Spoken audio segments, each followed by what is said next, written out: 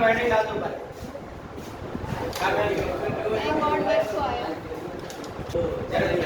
देखो अब आगे देखो बात छोटी क्लास से पढ़ते आ रहे हो वर्क के बारे में जानते हो वर्क के बारे में क्या होता है काम करते होमवर्क एक ही बार कभी तो सुना तुमने होमवर्क इसके अलावा और वर्क सुने होंगे घर पे बोले कि कोई काम धंधा नहीं करता लड़का जाता सुना जब कोई काम धंधा नहीं करता है निकल रात को से रात है कि नहीं। तो जो वर्क होता है तुम्हारा वो जनरल लाइफ में जो वर्क होता है वो अलग होता है और फिजिक्स का वर्क अलग होता है। फिजिक्स में देखो वर्क का मतलब क्या होता है आप लोगों ने फोर्स के बारे में पढ़ा है ना। फोर्स जब कभी भी कोई भी बॉडी के ऊपर फोर्स लगता है तो क्या होता है एक्सेलरेशन। फोर्स लगने से क्या होता है एक्सेलरेशन। अगर बॉडी यूनिफॉर्म मोशन में होगी या रेस्ट में होगी और उसके ऊपर अगर हम लोग फोर्स लगाएंगे तो क्या प्रोड्यूस होगा एक्सेलरेशन प्रोड्यूस होगा प्रोड्यूस एक्सेलरेशन। और इक्वेशन ऑफ मोशन आप लोगों ने पढ़ रखी है तीन उनमें से डिस्प्लेसमेंट की दो है x = v0t + ½ at² है कि नहीं।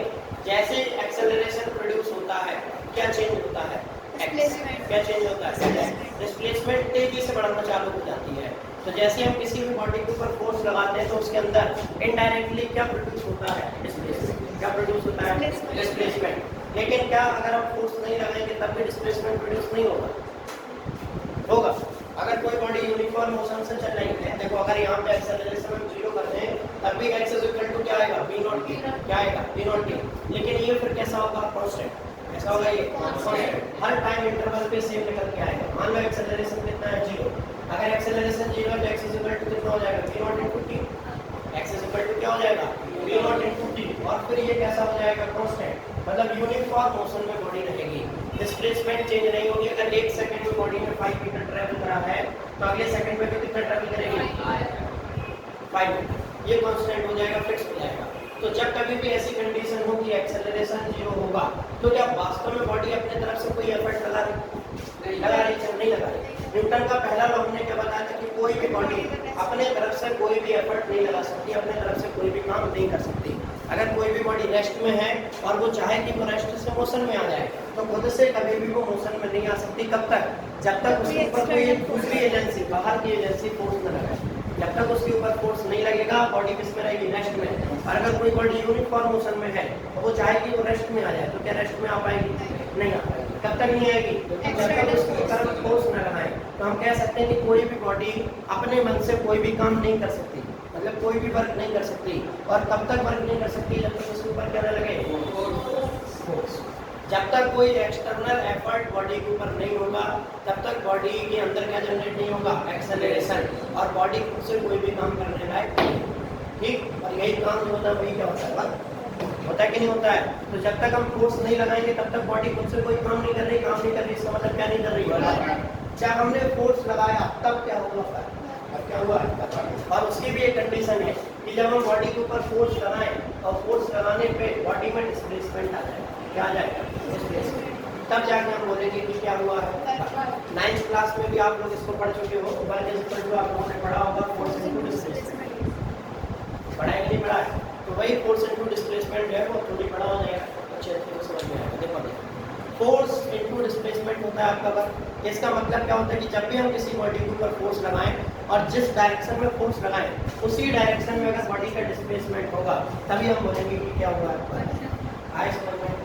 अगर अपोजिट डायरेक्शन में नहीं हमने क्या बोला जिस डायरेक्शन में हम फोर्स लगाएं उस डायरेक्शन में अगर डिस्प्लेसमेंट होगा तब हम क्या बोलेंगे अगर हमने जिस डायरेक्शन में फोर्स लगाया उस डायरेक्शन में अगर डिस्प्लेसमेंट नहीं हुआ तो फिर हम लोग लौट के कौन सा फोर्स लेंगे वो वाला फोर्स लेंगे जो कि डिस्प्लेसमेंट की डायरेक्शन में होगा। अभी हम लोग वेक्टर से आपको समझाएंगे किस तरीके से फोर्स का वर्क का फार्मूला जो आप लोगों ने पढ़ा हुआ है F × x। कौन सा फार्मूला पढ़ा है F × x force into displacement. ये फार्मूला आप लोगों ने पढ़ा ठीक। ये फार्मूला थोड़ा ब्रॉड होगा ये फार्मूला बन जाएगा आपका वर्क = Fx cos θ। क्या बनेगा Fx cos θ। एग्जांपल ले रहे हैं कोई भी बॉडी है हमारे पास में m मास की इस बॉडी के ऊपर मान लो हमने फोर्स लगाया ऊपर की डायरेक्शन में इस तरीके से और बॉडी में डिस्प्लेसमेंट आई आगे की डायरेक्शन में। डिस्प्लेसमेंट कहाँ है आगे की डायरेक्शन में। क्या डिस्प्लेसमेंट और फोर्स दोनों वेक्टर क्वांटिटी है? दोनों कैसी है? Vector quantity. तो फोर्स भी वेक्टर क्वांटिटी और डिस्प्लेसमेंट भी कैसी क्वांटिटी है? वेक्टर। तो दोनों वेक्टर के बीच में एक एंगल होगा, क्या एंगल? मान लो ये एंगल है थीटा, कितना एंगल है ये? थीटा। तो डिस्प्लेसमेंट और फोर्स के बीच में एक एंगल है थीटा, दोनों के खुद के मैग्नीट्यूड है। तो यहाँ पे वर्क का फॉर्मूला क्या बनेगा? Force multiply by x multiply by square. तो यहाँ पे थीटा कौन है? Angle between force and displacement. ठीक, अब यहाँ पे समझो जरा, हमने क्या डेफिनेशन बोली है?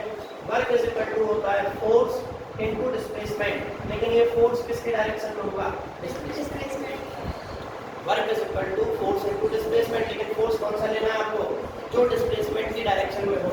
ये वो सारे फॉर्मूले जो आप लोगों ने पढ़े हैं, ये वो वाले फॉर्मूले जो आप लोगों ने पढ़े हैं, ये नई डेफिनेशन हमने वर्क की बनाई है। क्या बनाई है? वर्क इज इक्वल टू होता है फोर्स इनटू डिस्प्लेसमेंट, लेकिन फोर्स कौन सा?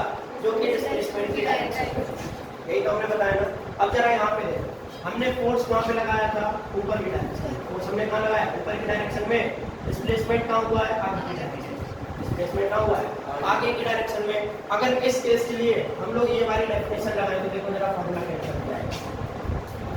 वर्क इज इक्वल टू होगा फोर्स, ये वाला force multiply by displacement. Multiply by किससे करोगे? डिस्प्लेसमेंट। और हमारी डेफिनेशन के हिसाब से वर्क इज इक्वल टू क्या होगा? फोर्स, लेकिन फोर्स कौन सा? जो कि डिस्प्लेसमेंट की डायरेक्शन में।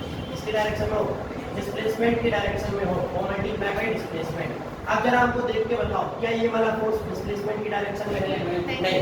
ये फोर्स कहाँ पे है? ऊपर की तरफ, कहीं और ही लगा है। क्या ये डिस्प्लेसमेंट की डायरेक्शन में? नहीं। लेकिन आप लोगों ने वेक्टर में पढ़ रखा है, क्या पढ़ा है आपने? कि कोई भी वेक्टर हो, उस वेक्टर के आप लोग इनफाइनाइट कंपोनेंट कर सकते हो, अलग अलग डायरेक्शन कर सकते हो ना। उनमें से दो कंपोनेंट आप लोगों को हमने पढ़ाए थे, एक वर्टिकल कंपोनेंट, दूसरा हॉरिजॉन्टल कंपोनेंट हमने पढ़ा। तो कोई भी वेक्टर कैसा भी रखा हो, आप हमेशा उसके दो कंपोनेंट बना सकते हैं, हॉरिजॉन्टल दूसरा वर्टिकल। अगर ये एंगल थीटा होगा तो ये क्या हो जाएगा? ये cos थीटा। ये क्या हो जाएगा? ये sin थीटा।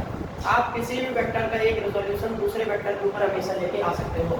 जैसे मान लो यहाँ पे ये फोर्स है, तो इस फोर्स के दो कंपोनेंट आप बना सकते हो, एक हॉरिजॉन्टल डायरेक्शन में यहाँ पे और दूसरा वर्टिकल डायरेक्शन में ये बना सकते हो ना। अभी वो लाइन हमें दिखाई नहीं दे रही,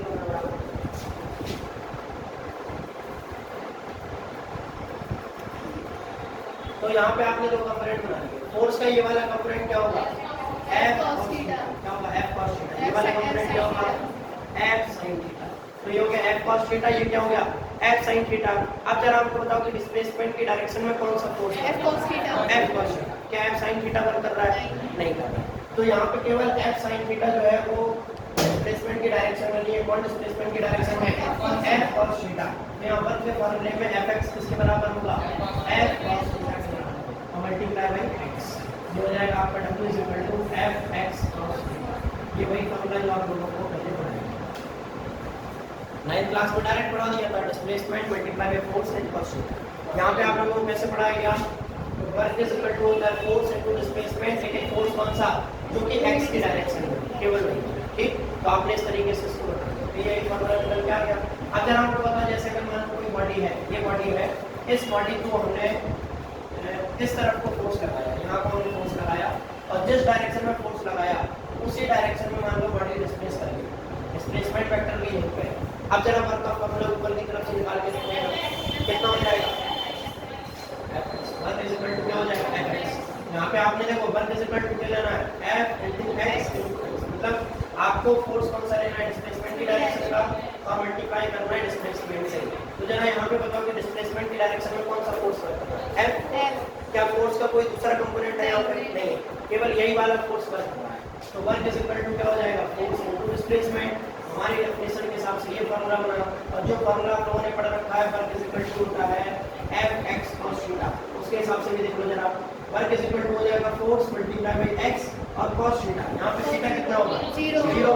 फोर्स भी स्पीड है इसी डायरेक्शन में, डिस्प्लेसमेंट भी इसी डायरेक्शन में है, तो यहाँ पे हो जाएगा cos 0। cos 0 की वैल्यू कितनी होगी? 1। तो वर्क इज इक्वल टू हो जाएगा Fx। आया समझ में? आपको दिखता है तो किसी भी तरीके से कर लो, आंसर आपका वही आने वाला है।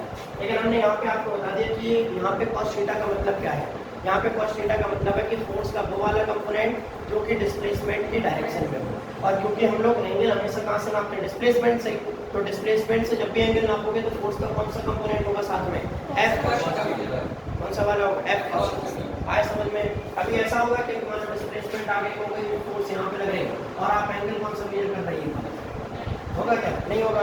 आपको डिस्प्लेसमेंट ये पता है, फोर्स ये पता है, तो आप हमेशा कौन सा एंगल मेजर करोगे, ये वाला। और अगर आपने ये वाला एंगल मेजर करा तो फोर्स का कौन सा कंपोनेंट होगा यहाँ पे, आया समझ में? मतलब कोई दिक्कत?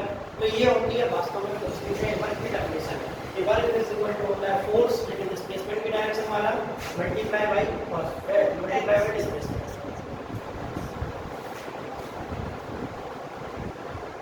अब देखो जरा, यहाँ पे फोर्स कैसी क्वांटिटी है, वेक्टर।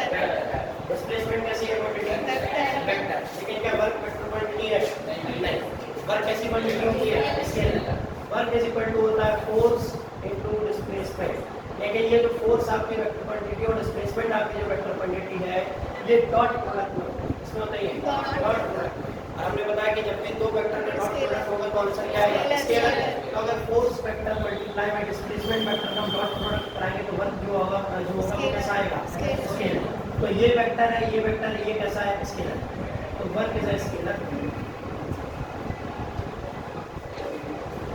अब देखो हमको कैसे पता चला कि ये डॉट प्रोडक्ट है, तो डॉट प्रोडक्ट कैसे पता चला हमको, फॉर्मूले से।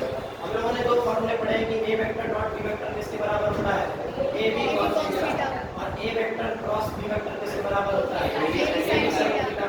और कल हमने बोला था कि आप लोगों से कि अगर कहीं पे आपको ये दिखाई दे इस तरीके से लिखा हुआ ए बी cos थीटा और वहां पे ए अगर वेक्टर क्वांटिटी है, बी अगर वेक्टर क्वांटिटी है और थीटा के बीच में एंगल है, तो क्या मानोगे आप, ए वेक्टर डॉट बी वेक्टर। आया समझ में? कल एग्जांपल भी दिया था, हमने दिया था ना, फोर्स मल्टीप्लाई बाय मास कर लो। तो वहां पे आपको ये भी ध्यान रखना है कि ये कैसा नहीं होना चाहिए, स्केलर। जैसे कल वाले एग्जांपल में हम लोग चेक कर रहे हैं, तो यहाँ पे देखो ये ए कैसा होना चाहिए, वेक्टर। बी कैसी क्वांटिटी होनी चाहिए, वेक्टर। थीटा कौन होना चाहिए, दोनों के बीच का एंगल। तब जाके हम मानेंगे कि ये किसके बराबर है, ए वेक्टर डॉट बी वेक्टर। यहाँ पे जरा कंस्ट्रक्ट कराओ, एफ क्या है, वेक्टर क्वांटिटी। एफ कैसी क्वांटिटी है, वेक्टर। डिस्प्लेसमेंट कैसी क्वांटिटी है, वेक्टर। थीटा कौन है, दोनों के बीच का एंगल। तो इसी को आप लोग कह सकते हो एफ वेक्टर डॉट एक्स। आया समझ में? तो ये वर्क की वेक्टर फॉर्म है। ये क्या है, वर्क की वेक्टर फॉर्म।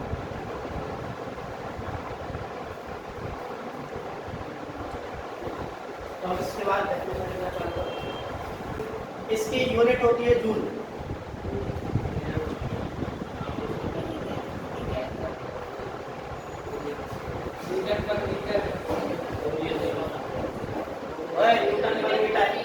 पर मीटर कहाँ से आएगा, न्यूटन मीटर होगा।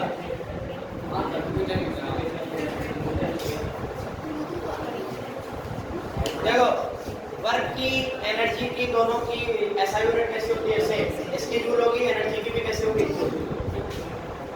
तो वर्क की ऐसा यूनिट जूल है। इसकी डायमेंशन निकाल सकते हो, ml2t minus 3 ऐसे कुछ था, t minus 2। देखो जरा, हमें डायमेंशन निकालनी है वर्क की, तो वर्क की डायमेंशन किसके बराबर होगी, फोर्स की डायमेंशन मल्टीप्लाई बाय डिस्प्लेसमेंट की डायमेंशन।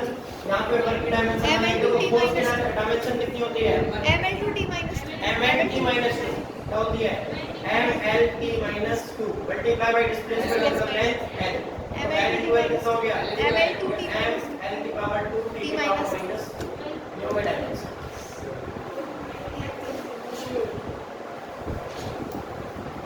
डायमेंशन करके दोस्तों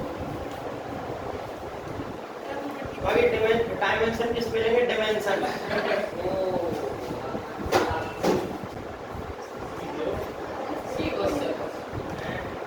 रास्ता कुछ बता दे तुम्हारे लाए रास्ता बेसिक में चलो कहीं तो नहीं है। अब तो देखा गलत है, हमने सही है, हमने अपने तरीके से लड़ा। अरे आई दिया आई तो है, आपको डॉट दिखा नहीं, मैं राइटिंग में दोस्त है, सीख के आओ, सीख के आज हो गए दिखा दो, अच्छा लिखे सही। अब देखो आगे देखो, जो वर्क होता है, वर्क जीरो भी हो सकता है, नेगेटिव भी हो सकता है और पॉजिटिव भी। Work can be positive, negative and zero. Work जो होता है वो पॉजिटिव भी हो सकता है, नेगेटिव भी हो सकता है और जीरो भी हो सकता है। तीनों तरीके का हो सकता है वर्क हमारा, पॉजिटिव भी होगा, नेगेटिव भी होगा, जीरो भी होगा। कब कौन सा वर्क आएगा आपको देख के पता चल जाएगा। मतलब आपको केवल ये देखना है कि फोर्स कौन सा लग रहा है और डिस्प्लेसमेंट कैसे हो रही है, उसी के हिसाब से आप निकाल लोगे कि कौन सा पॉजिटिव होगा, कब नेगेटिव और कब जीरो। देखो जरा फोर्स का वर्क का फार्मूला हम लोगों को पता है कि क्या होता है, work is equal to Fx cos theta. तो यहाँ पे देखो जो साइन है, क्या F देगा, क्या F हमको साइन देगा, नहीं देगा। क्या हमको X साइन देगा, नहीं देगा। कौन देगा, cos थीटा, क्योंकि ये दोनों के दोनों क्या है, मैग्नीट्यूड, दोनों के दोनों क्या है, मैग्नीट्यूड है। यहाँ पे cos थीटा हमको साइन देगा और यहाँ पे साइन कैसे आएगा वो देखो। जैसे मान लो हमने फोर्स आगे को लगाया, फोर्स हमारा आगे लगा हुआ है और डिस्प्लेसमेंट भी इसी डायरेक्शन में हो जाएगी। जिस डायरेक्शन में आपने फोर्स लगाया उसी डायरेक्शन में अगर डिस्प्लेसमेंट हो जाएगी तो यहाँ पे जो वर्क आएगा वो कैसा आएगा, पॉजिटिव। और अगर मान लो आपने फोर्स आगे को लगाया और डिस्प्लेसमेंट पीछे को हो गई तो फिर वर्क कैसा आएगा, वर्क कैसा आएगा, नेगेटिव होगा। उसके बाद देखो जनाब, अगर मान लो आपने फोर्स आगे को लगाया, फोर्स आपने आगे को लगाया और डिस्प्लेसमेंट परपेंडिकुलर हो, डिस्प्लेसमेंट कैसे हो गई, परपेंडिकुलर, तो यहाँ पे वर्क कितना आ जाएगा, आया समझ में। ये तीन कंडीशन है, तीनों के एक एक एग्जांपल समझ लो। सबसे पहले समझो, सबसे सिंपल वाला समझो। तो जैसे मान लो एक रोड है हमारी, उस रोड पे कार खड़ी हुई है, मान लो रोड पे जो कार खड़ी खराब हो, ये तो मैं हो वर्क का वेक्टर फॉर्म क्या है, F vector dot x vector है ना। A vector dot B vector क्या होता है, A B cos थीटा होता है, A B cos थीटा। यहाँ पे A क्या होता है, मैग्नीट्यूड ऑफ A। आगे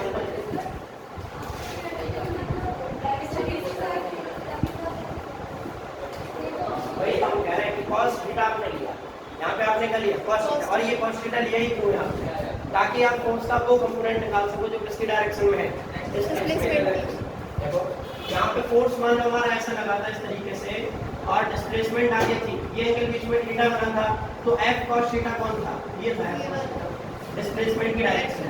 वैसे ही मान लो आपने फोर्स पीछे को लगाया और डिस्प्लेसमेंट आगे की डायरेक्शन में हो रही, फोर्स पीछे है।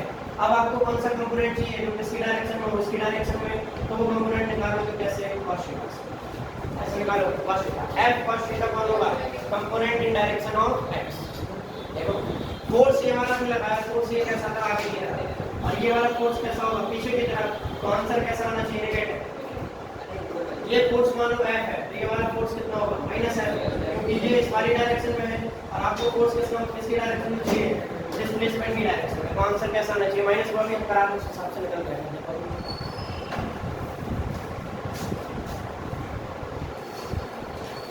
तो सबसे पहले सबसे सिंपल वाला कि जिस डायरेक्शन में हमने फोर्स लगाया उसी डायरेक्शन में अगर डिस्प्लेसमेंट हो जाएगा तो वर्क कैसा आएगा। तो मान लो ये कार है, मान लो ये कार खराब हो गई, इस कार के ऊपर आपने धक्का लगाया और धक्के की डायरेक्शन ये है, मान लो इस वाली डायरेक्शन में आपने फोर्स लगाया और फोर्स है कितना, 10 न्यूटन। फोर्स कितना है, 10 न्यूटन का फोर्स है। 10 न्यूटन के फोर्स लगाने पे गाड़ी आगे सरक गई, गाड़ी आगे सरकी और गाड़ी में डिस्प्लेसमेंट आ गई 5 मीटर। देखिए डिस्प्लेसमेंट आ गई 5 मीटर की डिस्प्लेसमेंट आ गई, गाड़ी सरकते यहाँ पे। अब आपको निकालना है कि आपने कितना वर्क करा। अब ये वाला जो फोर्स है, ये फोर्स कौन सा है, एक्सटर्नल है। आपने गाड़ी के ऊपर एक्सटर्नल फोर्स लगाया आपने, वर्क एक्सटर्नल फोर्स की वजह से कितना होगा, force into displacement cos theta, क्या होगा, Fx cos थीटा। यही होगा कि नहीं होगा। आपने फोर्स जिस डायरेक्शन में लगाया, फोर्स की डायरेक्शन आगे को है और डिस्प्लेसमेंट की डायरेक्शन भी कहाँ है, आगे। दोनों के बीच में एंगल कितना होगा, 0। कितना एंगल होगा दोनों के बीच में, 0। तो वर्क इज इक्वल टू हो जाएगा फोर्स, फोर्स की वैल्यू कितनी है, 10 न्यूटन मल्टीप्लाई बाय डिस्प्लेसमेंट कितनी है, 5 मीटर cos 0। कितना आंसर आएगा, 50 जूल। कितना आंसर आया, 50। पॉजिटिव का ऐसा ही है, पॉजिटिव का। तो यहाँ पे वर्क डन कैसा आ गया, पॉजिटिव। मतलब जिस डायरेक्शन में आपने फोर्स लगाया उसी डायरेक्शन में अगर डिस्प्लेसमेंट होगी तो वर्क कैसा निकल के आएगा, पॉजिटिव निकल के आएगा। इसके बाद आपको सेकंड केस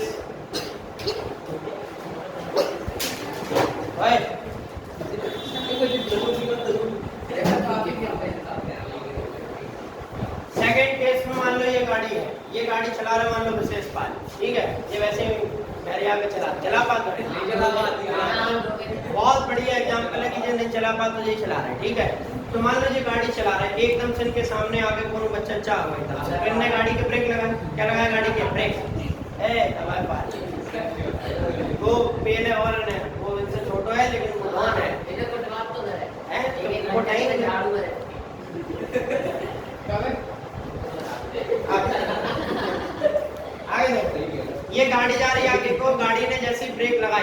गाड़ी के ब्रेक ने क्या करा, टायर के ऊपर फोर्स लगाया। गाड़ी के ब्रेक ने किसके ऊपर फोर्स लगाया, टायर के ऊपर फोर्स लगाया।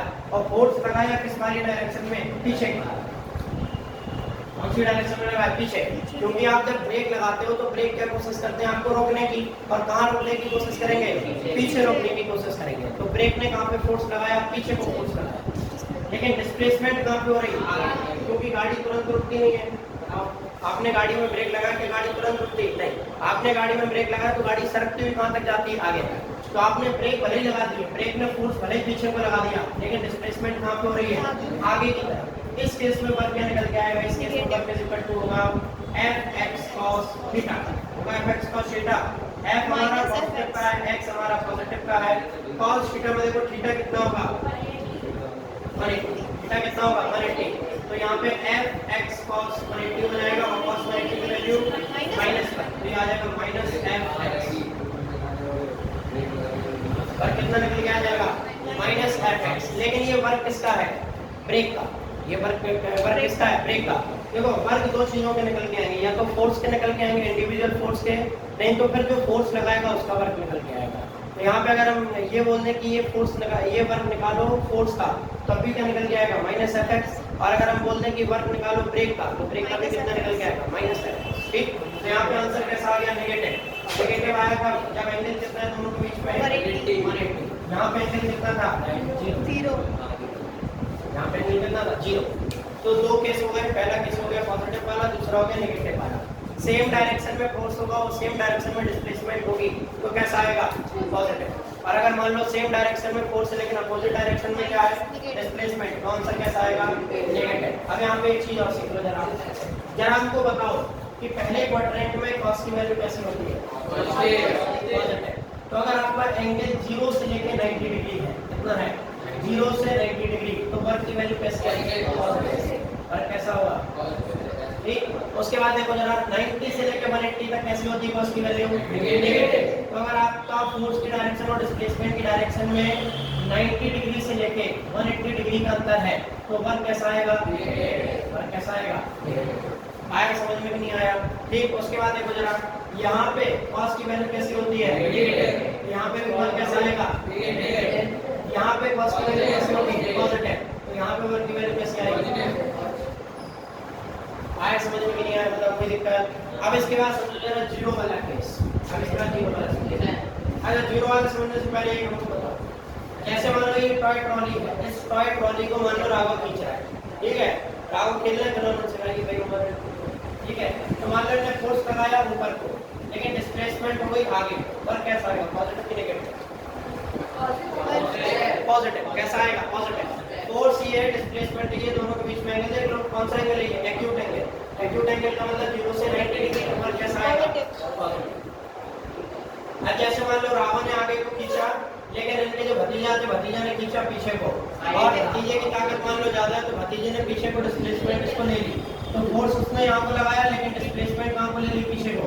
तो इनका वर्क कैसा होगा, नेगेटिव। उसका वर्क कैसा होगा, उसका वर्क कैसा होगा, पॉजिटिव। देखो जरा ये लगाया, मान लो कि भतीजे ने फोर्स, ये लगाया राघव ने, इनको डिस्प्लेसमेंट कहाँ करानी थी, आगे, लेकिन जैसे भतीजे ने फोर्स लगाया तो डिस्प्लेसमेंट हो कहाँ गई, पीछे हो गई, पीछे को। तो इस गाड़ी की मतलब टॉय ट्रॉली की डिस्प्लेसमेंट कहाँ है, पीछे को। अब अगर कोई हमसे पूछे कि वर्क निकालो बाय राघव, तो राघव का वर्क कैसा होगा, क्योंकि राघव के फोर्स में और डिस्प्लेसमेंट में जो एंगल बना वो कैसा है, मोर देन 90 डिग्री, है कि नहीं। लेकिन अगर कोई पूछे वर्क निकालो जरा भतीजे का, तो कैसा होगा, पॉजिटिव। क्यों पॉजिटिव होगा, क्योंकि इनके फोर्स में और डिस्प्लेसमेंट में एंगल कितना है, एक्यूट एंगल, तो इनका वर्क डन कैसा होगा, पॉजिटिव। आया समझ में कि नहीं आया, पता कोई दिक्कत। तो दो अलग अलग फोर्स के लिए दो अलग अलग वर्क निकल सकते हैं सेम केस के।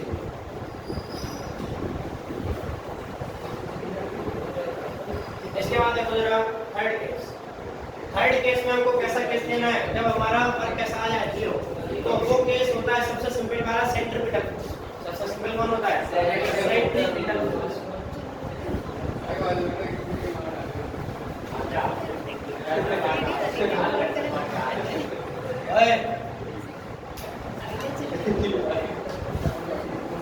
मान लो कोई एक पार्टिकल सर्कुलर मोशन में है, कोई एक पार्टिकल सर्कुलर मोशन में है और रेडियस कितनी है उसकी, r। ये जो बॉडी है वो, ये बॉडी सर्कुलर मोशन में है और जब कभी कोई बॉडी सर्कुलर मोशन में होती है तो फोर्स कहाँ पे लगता है? सेंटर की तरफ। कहाँ लगता है? सेंटर की तरफ। और ये कौन सा फोर्स होता है? सेंट्रीपिटल फोर्स होता है। अगर हम इस पॉइंट पे पार्टिकल को देखें तो पार्टिकल जो है फोर्स कहाँ पे लग रहा है? इसके ऊपर, अंदर को, लेकिन डिस्प्लेसमेंट कहाँ हो रही है इसकी? ऊपर की तरफ, टेंजेंशियल आगे की तरफ। जिस डायरेक्शन में वेलोसिटी होती है उसी डायरेक्शन में तो डिस्प्लेसमेंट होती है उसकी। तो लीनियर डिस्प्लेसमेंट पार्टिकल की कहाँ पे हो रही है? ऊपर की तरफ। और सेंट्रीपिटल फोर्स कहाँ लग रहा है? अंदर की तरफ। तो टेंजेंट और रेडियस के बीच में एंगल कितना होता है? 90 डिग्री। तो यहाँ पे अगर सेंट्रीपिटल फोर्स का वर्क निकालेंगे तो कितना आएगा? Force into displacement into cos 90। और cos 90 की वैल्यू 0। तो यहाँ पे वर्क कितना आ जाएगा? 0। यहाँ पे थीटा कितना था? 90। तो cos theta is equal to 90 degree, work done कितना होगा? 0। ठीक। इसके अलावा कोई और एग्जांपल याद करा सकते हो जिसमें वर्क डन 0 हो जाए? मतलब फोर्स के बीच में और डिस्प्लेसमेंट के बीच में एंगल कितना हो? 90 डिग्री। कोई और एग्जांपल?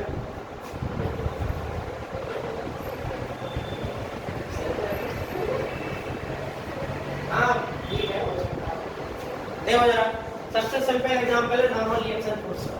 इसका है नॉर्मल रिएक्शन। जैसे मान लो सरफेस के ऊपर एक बॉडी रखी हो, इसका मास m है, तो वेट कहाँ पे वर्क करता है? नीचे mg। नॉर्मल कहाँ काम करता है? ऊपर, नॉर्मल रिएक्शन। अगर इस बॉडी की डिस्प्लेसमेंट आगे की तरफ है, डिस्प्लेसमेंट आगे हो रही, मान लो किसी ने भी फोर्स लगाया और डिस्प्लेसमेंट कहाँ हो रही? आगे की तरफ। और कोई तुमसे पूछे कि वर्क डन निकालो नॉर्मल रिएक्शन का, कितना होगा? 0। क्योंकि डिस्प्लेसमेंट और नॉर्मल रिएक्शन के बीच में एंगल कितना हो रहा है यहाँ पे? 90 डिग्री।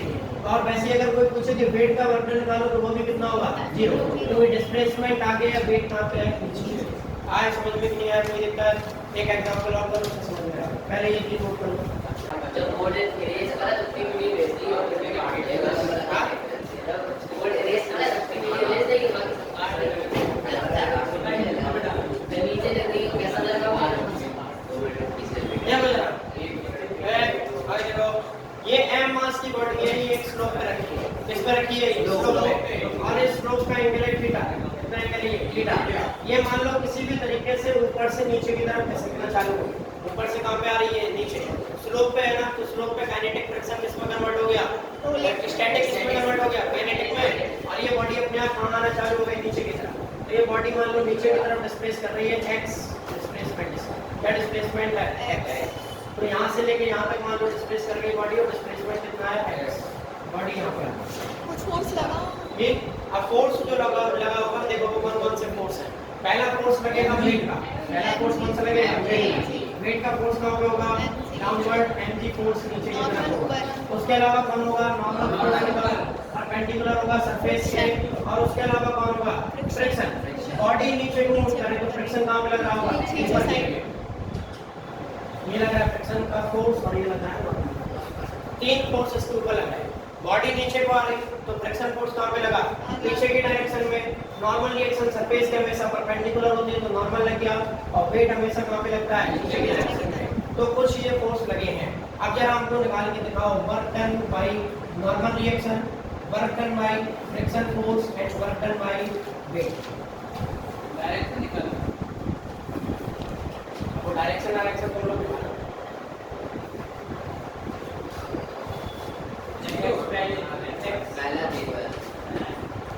नॉर्मल का 0 हो जाएगा। नॉर्मल रिएक्शन देखो ऊपर की तरफ काम कर रही है, डिस्प्लेसमेंट कैसी है? परपेंडिकुलर। एंगल कितना बनता है? आएगा ये नेगेटिव आ गया, ये चला वे ऊपर की तरफ छोड़ो, नीचे का mg का पॉजिटिव आएगा। कैसे क्या आएगा? फॉर्मूला तो बनाओ। बता रहा है भैया इधर दिखा हां फॉर्मूला बनाओ। फॉर्मूला बनेगा n को 0 आया वो fr को नेगेटिव mg का fx cos क्या होगा? वर्क डन बाय नॉर्मल कितना हो जाएगा? f into x cos 90। देखो डिस्प्लेसमेंट यहाँ पे नॉर्मल ऊपर को एंगल बना 90 डिग्री, कितना वर्क आ गया? 0।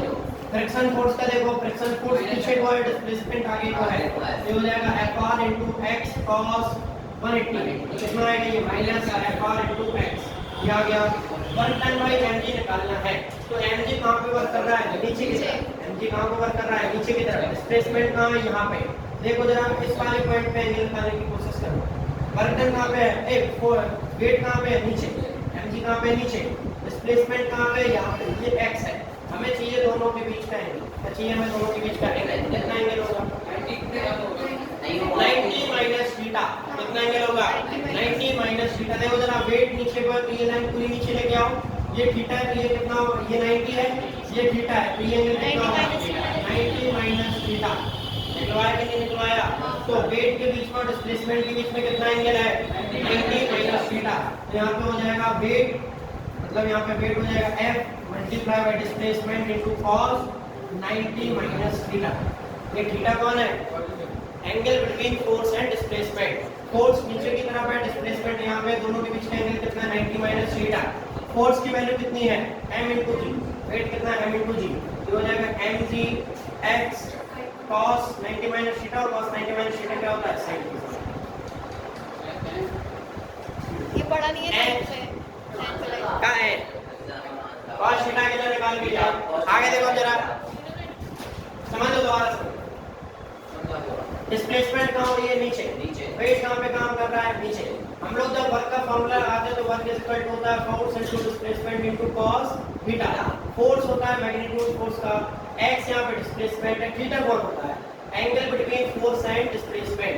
वेट का फोर्स कहाँ पे लग रहा है, नीचे, डिस्प्लेसमेंट कहाँ हो रही है, यहाँ पे, तो एंगल किसके बीच का निकालोगे, वेट के और डिस्प्लेसमेंट के बीच का एंगल निकालोगे, और वेट और डिस्प्लेसमेंट के बीच का एंगल कितना है यहाँ पे 90 माइनस थीटा, कितना है 90 माइनस थीटा।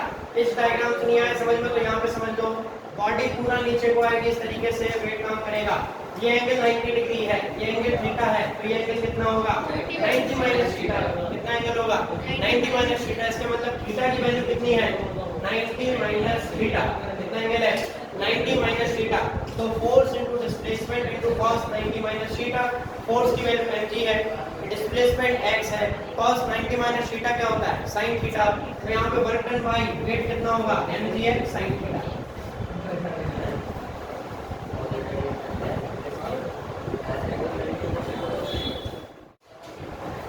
क्या हुआ ऐसा क्वेश्चन स्कूल वाला, स्कूल का वाला